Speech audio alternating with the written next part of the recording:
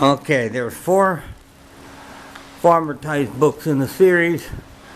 There's number 1, 2, and there's number 3, and there's number 4. And you use number 4 for this card. Okay, and now I'm going to read a selection from book number 1. Here's the table of contents right here.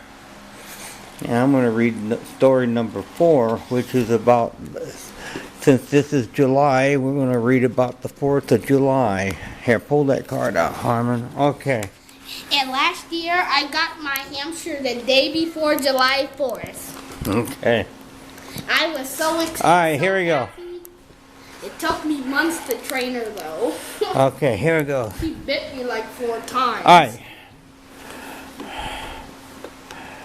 Okay. Farmer Tice was never much of a history buff and didn't know the first thing about why we celebrate Independence Day on the 4th of July. To him, it was just a day of fun and fireworks, a time when he could go to town and really whoop it up. As a member of the Holcomb Volunteer Fire Department Brigade, he had to participate in the annual Independence Day parade by playing the bass drum in the marching band. As they marched down Main Street playing Hot Time in the Old Town Tonight, Farmer Tice wasn't paying attention to the team of draft horses pulling the beer wagon in front of him. He was having too much fun showing off.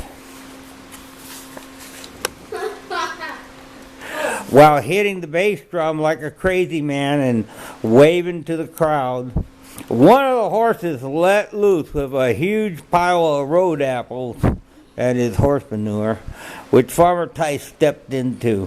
While the crowd roared with laughter, a reporter from the Holcomb Daily Breeze snapped a picture to put in the front page of the Sunday paper.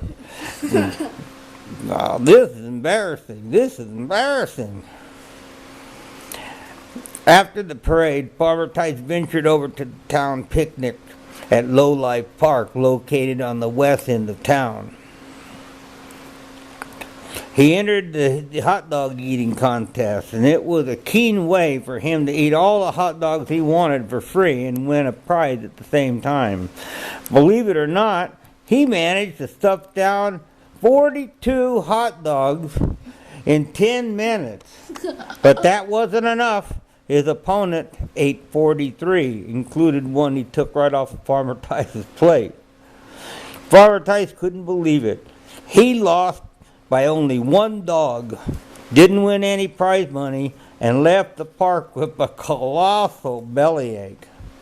The first thing Farmer Tice did as soon as he got home was visit the outhouse behind the barn.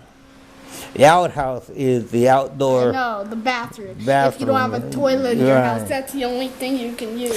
His nephew, the Weasel, that's what they call him, the Weasel, happened to come by on his motor scooter and could hear Farmer Tice moaning and groaning, even with the scooter's engine still running.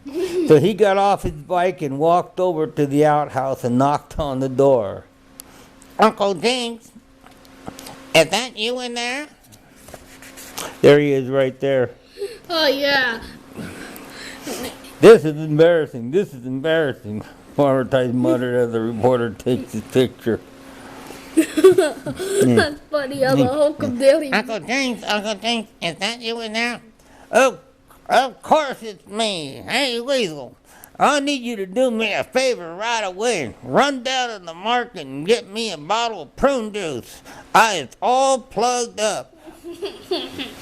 "How come, Uncle Jinx?" "Ate 42 hot dogs, that's how come."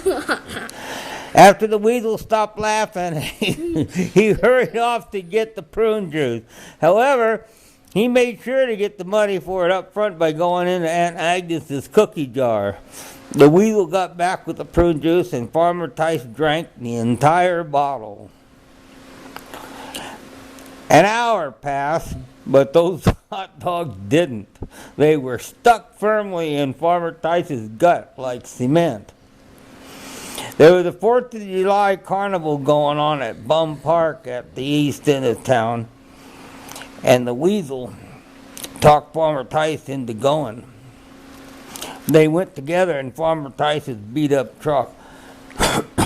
On the way there, Farmer Tice told the weasel to stop at the drugstore so that he could pick up some physics, or what most people would call a laxative. One of them came in a chocolate bar, and since Farmer Tice loved chocolate, that was the one he bought. The directions said not to eat more than 2 pieces in a 24-hour period, but Farmer Tice didn't read the directions and ate the whole thing, all 8 pieces. When they got back to the carnival, the weasel noticed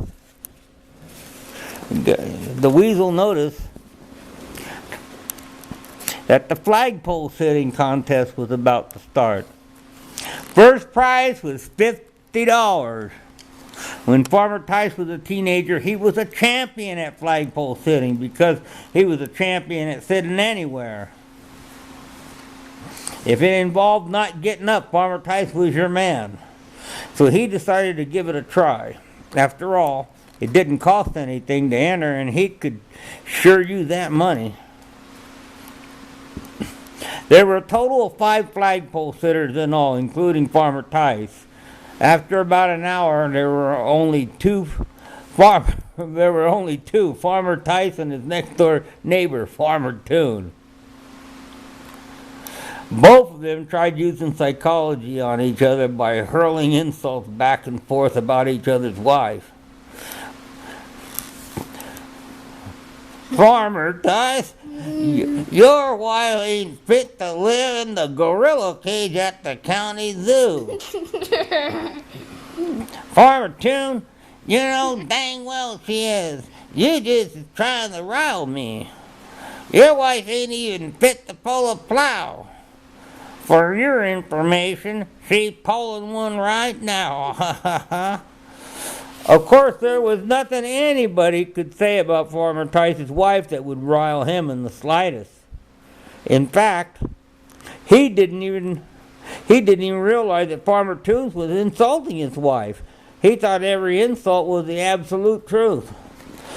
Just when Farmer Toon was losing his grip and was about ready to slide down the pole, Farmer Tice suddenly heard a loud rumbling from just below his stomach.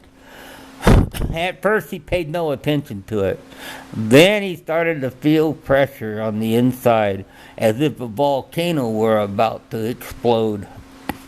A small crowd of fans gathered around the flagpole to cheer him on.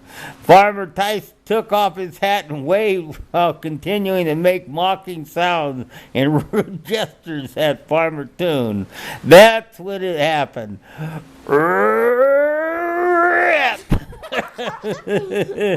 It was the worst case of diarrhea anyone had ever seen in their lives. It looked like a mudslide coming down that flagpole. Farmer Tice lost his grip and came down with it. He landed right in the middle of that pile. What a mess! To make matters worse, a swarm of flies surrounded him and wouldn't leave him alone. He kept trying to swat them away, but it was hopeless. That same reporter from the Holcomb Daily Breeze took even more pictures of him with the headline, "Local farmer lets one rip at top of flagpole." Since there was no place for him to clean himself up at the park, Farmer Tice had to ride back to the farm in the bed of his truck. The first thing he did when he got home was to take a bath and put on clean clothes. But no sooner than he had done that than the diarrhea started up again. This went on until he had nothing left to wear but his wife's old dresses. There he is. There's Farmer Toon up at the top still. He won. Yeah. There's the Holcomb Daily Breeze person. He takes all the pictures. All right. So he looked like a mouse covered by a circus tent. When his wife got home, He was out back with the hose, washing the poop out of his britches as they hung over the clothesline. All she could do was laugh. Then Farmer Toon came by to brag about beating him in the contest. He also tried to get Farmer Tice to buy some of the fireworks for $20, of course. I'd love to buy some from you, Farmer Toon, but I don't got any money and my wife won't give me my allowance till next Tuesday. Will you take an IOU? From you? But just to show you that I ain't without a heart, I'm going to give you one of my special skyrockets. Then he added, oh, and by the way, I didn't mean all those nasty things I said about your wife while up there on that pole. You're not mad at me, are you? What nasty things, said Farmer Tice. You just said a lot of things I've been saying all the time. Farmer Tice thanked Farmer Toon for the skyrocket and then went to the house to take an evening nap. After dinner, he went outside and lit the skyrocket. It shot straight up into the air, but it didn't explode. Farmer Tice mumbled to himself, must have been a dud. It figures. Farmer Toon would give me a dud for free. Oh well. Oh, there he is there. You see all the brown stains on his pants. Oh, well, I guess I'll just go back into the house and watch the fireworks show on TV with Honey Bunch. Ain't got nothing else better to do. About an hour later, Farmer Tice's wife smelled something burning outside. Looking out the kitchen window, she could see the flames. Thanks, she yelled. Pick yourself up and grab the hose. The barn's on fire. Honey Bunch was sure mad at her husband, mad as a hornet. But with the barn on fire, she had no place to let him sleep that night. So she let him into the house and made him sleep on the sofa. I guess that skyrocket wasn't a dud after all, Farmer Tice muttered. Sure am glad Farmer Toon didn't chisel me out of any money for it. I'll be a dang fool if he did. That skyrocket almost blew his farm up. Yep. I don't know why it didn't explode. There could have been something wrong with the fuse, but it fell down and landed on his barn. That's probably when the fuse on it lit the wood on the barn. Well, that always happens to skyrockets. Just when you think that they're not going to go off, they do, right at the wrong time, and they burn your barn down beside. Okay. Anyway, I'll read another story again later. And I want you to read some of book 4. I'll read some book 4 later, but not right now. We got to get ready. We got to go back to our reading.